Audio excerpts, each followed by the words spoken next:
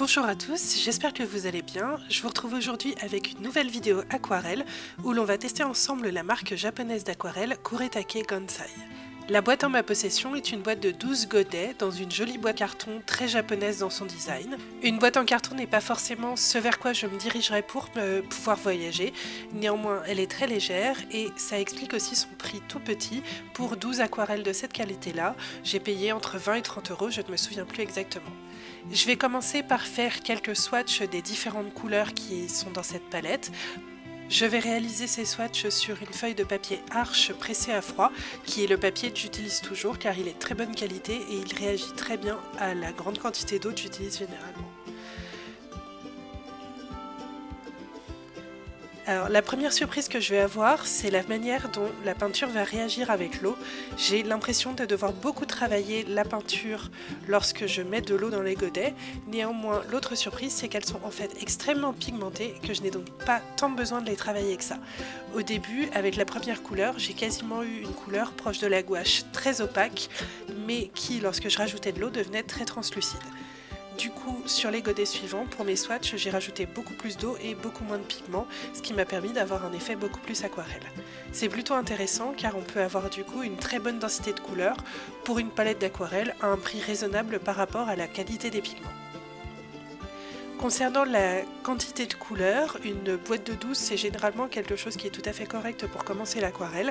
Néanmoins, je regrette un petit peu à mon goût d'avoir peu de bleu et 3 rouges car je me sers assez peu des rouges et beaucoup des bleus. Néanmoins, c'est vraiment une question de goût personnel. Les couleurs sont très jolies, toutes très pigmentées.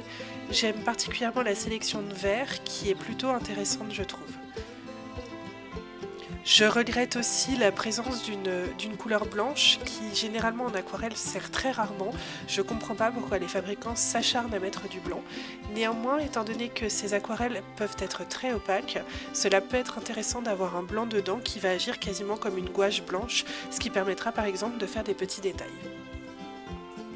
On voit là, après avoir séché, que les aquarelles restent tout de même très pigmentées, malgré le fait qu'elles aient séché et que j'ai vraiment utilisé énormément d'eau. Donc, histoire de pouvoir tester un petit peu en condition ces aquarelles, j'ai décidé de faire un petit paysage assez rapide. Le but du jeu ici, c'était vraiment de pouvoir les tester dans leurs limites, et donc j'ai décidé de faire quelque chose avec beaucoup de couches, donc des lavis successifs de couleurs. Je commence par un dégradé du bleu au mauve pour créer une espèce de ciel. Je vous avouerai que je ne savais pas exactement là où je me dirigeais. Le but, c'était vraiment de tester les aquarelles. Ici, vous verrez que les aquarelles Kuretake vont avoir une forte granulosité. C'est quelque chose qui va gêner certaines personnes, moi pas tellement, c'est un effet que j'aime bien. Et en plus, cet effet de granulosité, comme vous le voyez, va s'estomper en séchant. Lorsque vous voyez des petits sauts dans la vidéo, généralement c'est que j'ai fait une pause de 5-10 minutes histoire de laisser sécher la couche sur laquelle je travaillais, afin de pouvoir ajouter de nouvelles couches par la suite. Là où j'ai été très agréablement surprise, c'est aussi que malgré mes mélanges un petit peu bizarres de couleurs, j'ai assez peu eu d'effets un peu boueux. Les couleurs sont restées très vives et très franches, quels que soient les mélanges que j'ai pu faire, même en rajoutant du noir, du violet, du bleu et un petit peu de vert. Généralement, on finit avec des choses un petit peu grisâtres, et là pas du tout. Les couleurs sont restées très très vives et j'ai pu réellement beaucoup travailler la peinture, ce qui est très agréable avec de l'aquarelle et ce qui n'est pas forcément le cas avec toutes les aquarelles à petit prix. Alors effectivement, elle réagit à l'eau de manière très différente par rapport aux aquarelles dont j'ai l'habitude. Alors pour des points de comparaison, j'ai travaillé avec des aquarelles Van Gogh et des aquarelles Sennelier, et là j'ai vraiment eu une texture très différente mais que j'ai trouvé très intéressante pour travailler, c'est-à-dire qu'elle réagit vraiment beaucoup avec l'eau. Elle bouge beaucoup avec l'eau, ce que les aquarelles Sennelier par exemple le font beaucoup moins, mais du coup ça permet de laisser une part au hasard qui est plutôt sympa. Je déconseillerais ces aquarelles pour faire des choses trop précises ou délicates. Néanmoins, pour faire des paysages un petit peu flous comme j'ai l'habitude, c'est plutôt sympa. Ici, j'ai changé de pinceau et j'ai pris la couleur noire pour rajouter quelques petits détails sur mon aquarelle, quelques sapins, etc. Là encore, elle a très bien réagi à la forte concentration de pigments et a fait quelque chose d'assez dense et assez sympa, sans pour autant que ce soit pâteux. Ça a été très agréable à travailler. Je rajoute une dernière couche par-dessus pour voir un petit peu ce que ça donne.